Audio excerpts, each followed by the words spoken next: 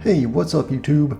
I've just finished building another Kawasaki Hien. This one's the Tamiya model. I ran across it a couple years ago at a modeling show. It was a very good price, so I had to buy it. And then I picked up the Aries cockpit set to go along with it. And so for this video, I'm going to show you how to build the cockpit. It was fairly straightforward putting all the parts together. I used super glue, in some cases thick, in some cases extra thin, a pair of tweezers, and a lot of patience with the photo etch and the real small knobs and levers on the resin parts.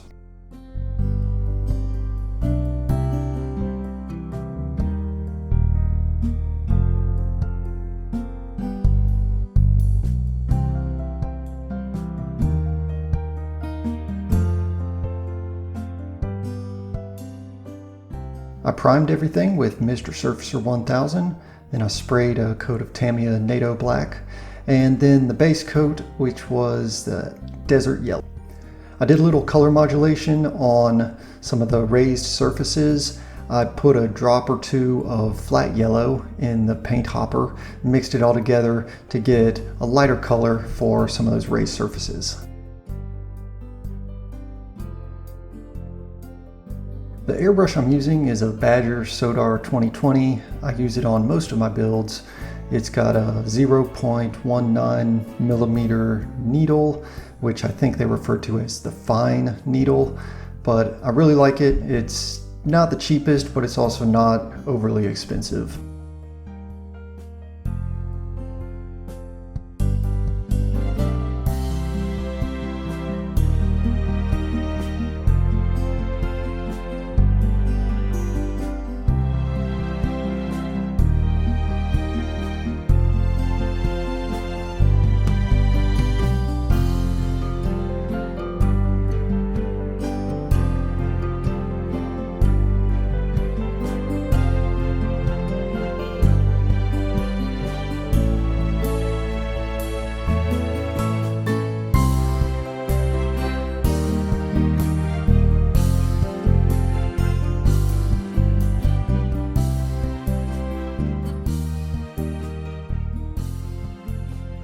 The paintbrushes I'm using are the Flexophile brand, and the sizes range from 2/0 all the way down to 10/0.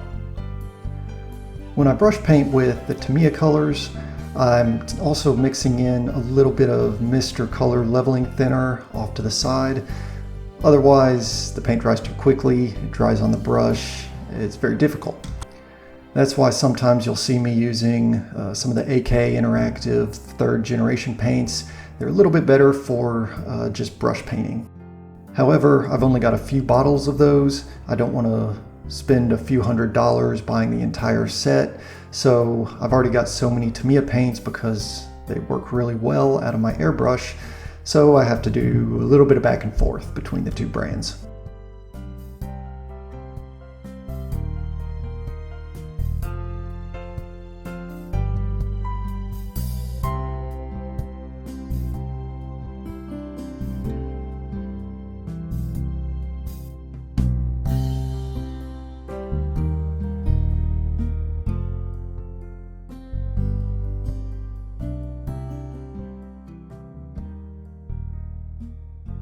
When I'm painting various colors in the cockpit, particularly the reds and yellows on the various knobs and levers, first I'll paint them white, and then when I put the actual color on top, it really helps it pop and bring it out.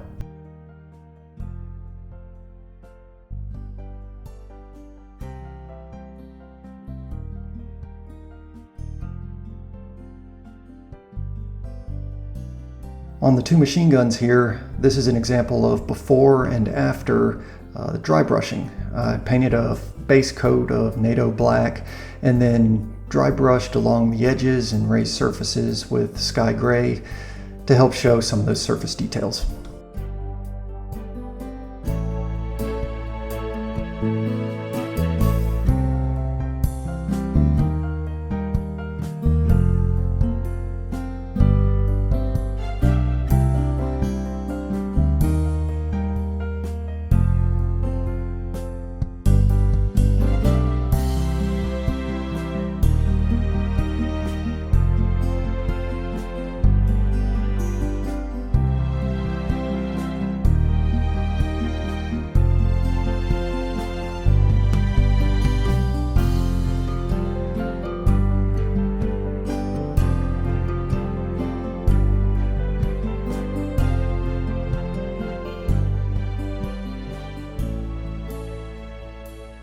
Once the panel line wash is dried, you can kind of re-moisten it and push it around with mineral spirits on a paintbrush. I do this to help push some of that griminess into the edges. When I've got too much wash on the surface, I'll use a cotton swab to dab some of it up and remove it permanently.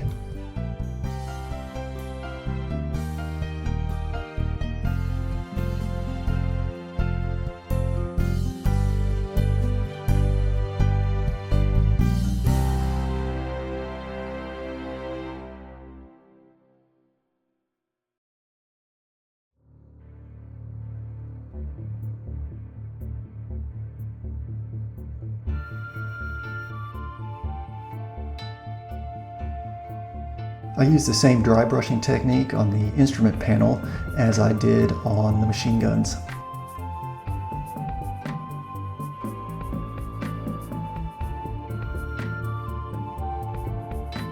There's a clear plastic film that came with the set that had the instrument dials printed on it, so that's just glued behind this photo etch panel, and that gives the shine and reflection of essentially the glass surfaces on those dials.